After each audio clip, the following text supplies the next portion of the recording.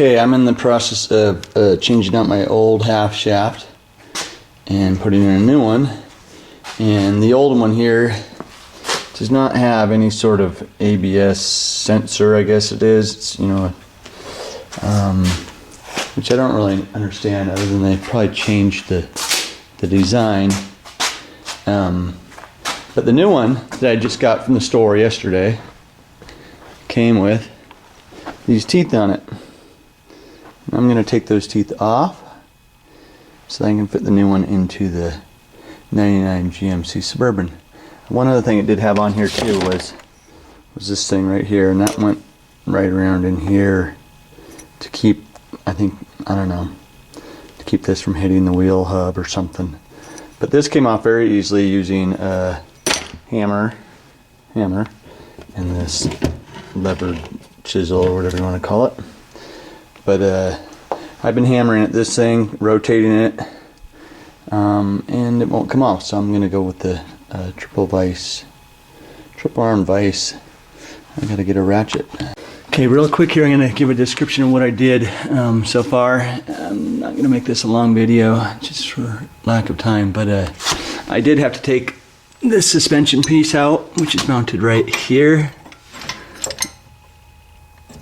in between there and there. And there's a bolt, as you can see, on the top and on the bottom. And I had to take that out to get the half shaft out of here. And as I was at it, I noticed I had a little leaking around the differential, so I drained that out, and it was low.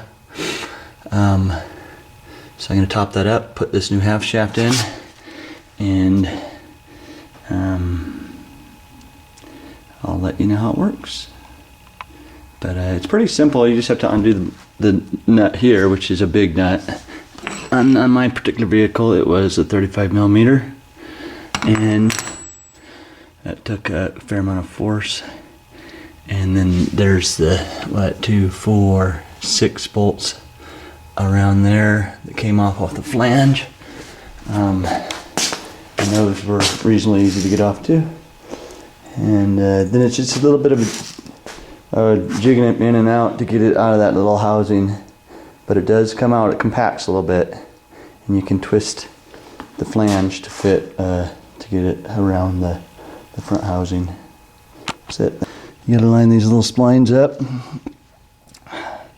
which I think most people would figure that out. And eventually I'll get that baby in. Let's see. Okay, I got the splines lined up, and I shoved it all the way in. Now, yesterday I was having trouble getting past this point, but see how that catches right there. There we go. I think you just kind of wiggle right around there, and it goes on up and in. Now I'm going to insert those bolts to hold it in place. Everything looks good. Okay, now I'm torquing these babies down on the center hub to to 65, I believe, 75. Yeah, 75 foot-pounds. And one thing you end up having to do is, and I would highly recommend getting a good torque wrench if you're doing this job. It's pretty important. But you put the screwdriver through here, and I believe that'll hit the brake. Yep, see that? And that'll stop it from rotating. And I can torque this baby down. Let's see here. Other thing that I wanted to point out is I'm doing this in an alternate pattern. So I'll tighten, say I tighten that one down, then I came over here, tighten this one down. And I spin the wheel around to rotate this bolt. Always trying to keep the bolt right around that area, because that's easiest for me to work at. And then this outer nut, the big nut, the 35 millimeter, is 165 foot-pounds according to my book. Over. Okay, on the stabilizer bar bolts, you just want to make sure you get one of the rubber bushings. Oops, sorry, that one of the rubber bushings on top and one on the bottom. Can you see that?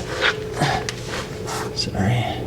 One on the top, one on the bottom, washer here, then there's a sleeve or a spacer, and same thing down there, one rubber bushing on top, washer on top of that, and underneath is another rubber bushing.